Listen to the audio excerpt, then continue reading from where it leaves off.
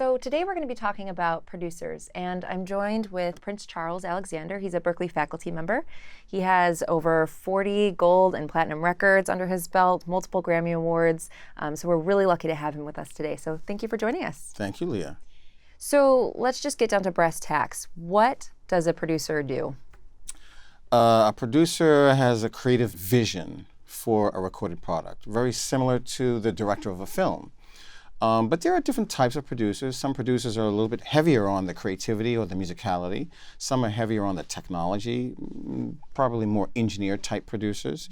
And then some are financial backing. They're the ones that we call executive producers. So I usually think of production in terms of those three components: the creative producer, the financial backing producer, the executive producer, or the technical producer, the engineer. Mm-hmm. So is it possible to have multiple producers on one project? Yes, because there's also a vocal producer. Specifically, hip-hop has defined this role because many of the people that make the beats don't necessarily have skill with vocal production.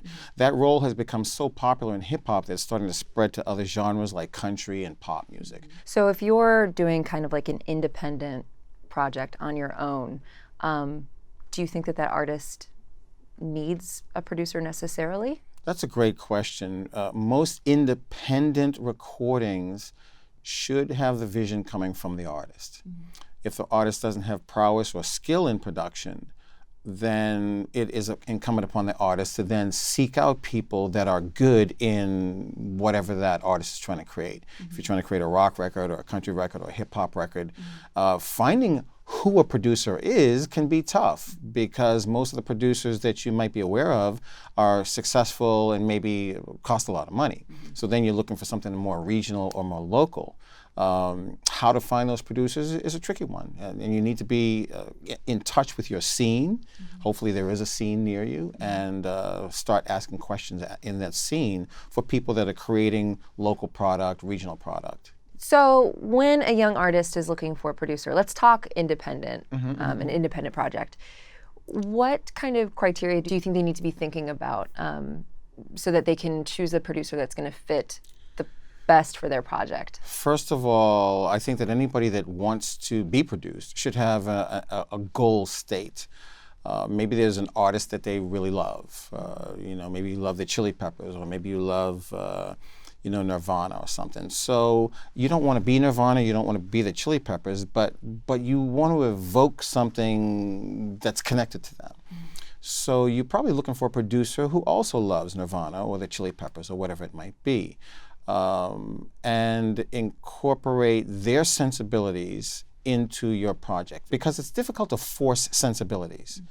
I just recently did a project, and I was approached by the business part of the artist's company. They said that they wanted something more marketable, more saleable. So in my research and of what's going on in our industry, that led me more towards pop music and hip-hop centric instrumentation. Totally wrong for the artist. We got in the room, we had conversations. I tried my best over months to woo the artist into, okay, you're involved with these people, they want to make money, they want you to open yourself up to this popular sound. We created compositions in that sound. After about a year, he just couldn't do it. And it's not really the fault of the production, it's not really the fault of the artist. It's that the decision was not made by the artist to reach out to the producer. The decision was made by the people that were controlling the purse strings. And that was a perfect example. I live these things, a perfect example of the artist not being in the room with the right producer. Yeah, that brings up a really interesting point, actually.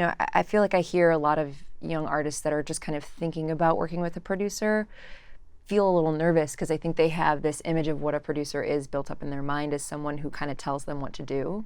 And I don't think that that's necessarily an accurate portrayal of what a producer actually is. The type of production that I'm into, I don't want to tell you what to do. I want to have conversations with you about what we enjoy as listeners, or what we enjoy as creators. And then from those conversations, I'm trying to pull out of the artist their ability to then create within that. So if it's a producer and an artist that are having a like conversation, then they'll pull out like information. If there's a head-butting of the producer thinking, hey, Chickie, we're going to go to the top of the charts, and the artist thinking, well, I just want to say what I want to say with my own unique voice, then there could be some friction there because one person is referring to a certain kind of composition and the other one's referring to another kind of composition.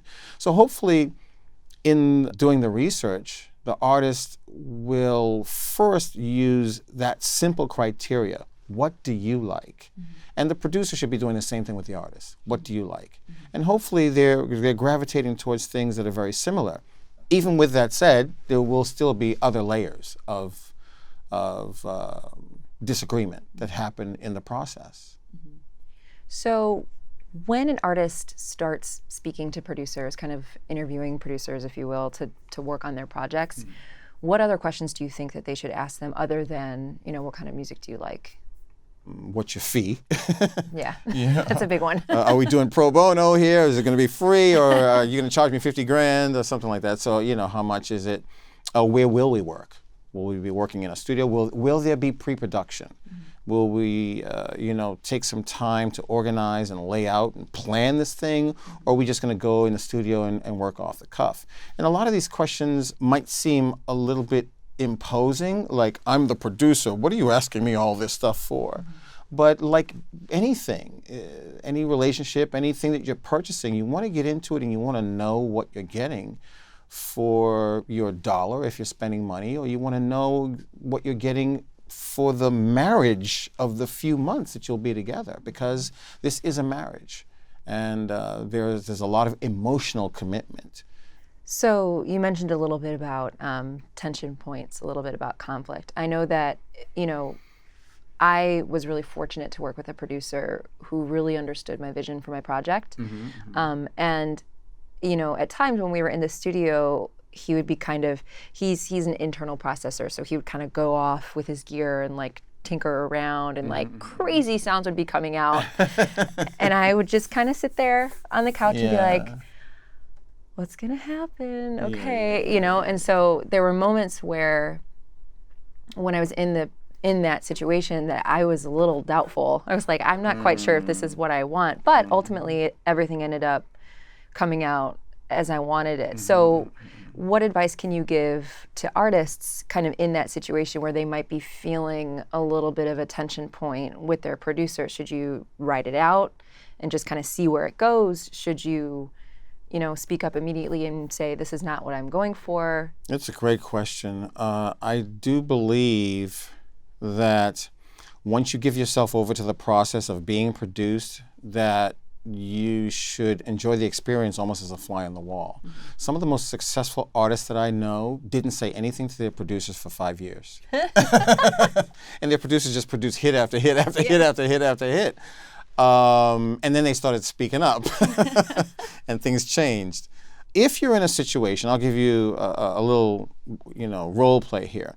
If you're in a situation and you've got two creative people in the room, and one of the creative people says, I can't, I'm not sure, that affects the entire room. Mm-hmm. So if you're the artist and you're putting out that negativity, even for a single foray into wild sounds, you're blocking a little bit of the creative energy in the room. It's hard to do, but my advice would be, if you're agreeing to be produced, allow yourself to be produced. As a producer who can take an artist into lots of different areas, I do like an artist to speak up. Mm-hmm. I do like them to be strong in their convictions, but they're going to have to be really well researched in their convictions, because I'm well researched in my convictions. Mm-hmm. So it seems like, really what it all boils down to is just doing your research and really making sure that you're choosing the right producer that you can trust as an artist, that if they're off in the corner making crazy sounds, that it's for your benefit because they really understand kind of what you're trying to go for and they want the record to be successful too. Exactly. Once you agree to be produced, it's you and the producer against the world. It's not you against the producer. Right. And hopefully, the two of you are, and the job of the producer is to make sure that you're always on the team. So is there any kind of last minute advice that you would give to, burgeoning artists that are kind of trying to think about this whole producer thing? Making music should be fun. First of Yes, all. it should be. It should be fun. You should have a goal in mind, and that goal could be success locally, regionally, statewide, nationally, worldwide. And then be true to that goal by continuing to create. That's a mistake that a lot of people make. They get into a situation, a business situation, a creative situation like with a producer, and they stop creating. So you come to the producer with 5 songs, and the producer says, you got 3 more? And you're like, yeah, I'll deliver 3 more. And you never deliver those other 3 songs. You've only got those 5, and you're trying to work on the project with those 5. Those 3 other compositions that you might have taken the time to create while you were involved in the project, maybe one of them would have been the hot song that the project needed. So this idea of staying creative in all moments, staying productive as an artist in all moments, I think is key and critical to ensuring at least emotional success with your relationship with music. That's great advice. That's excellent advice. Thank you so Thank you, much Mary. for being with us today. I appreciate that.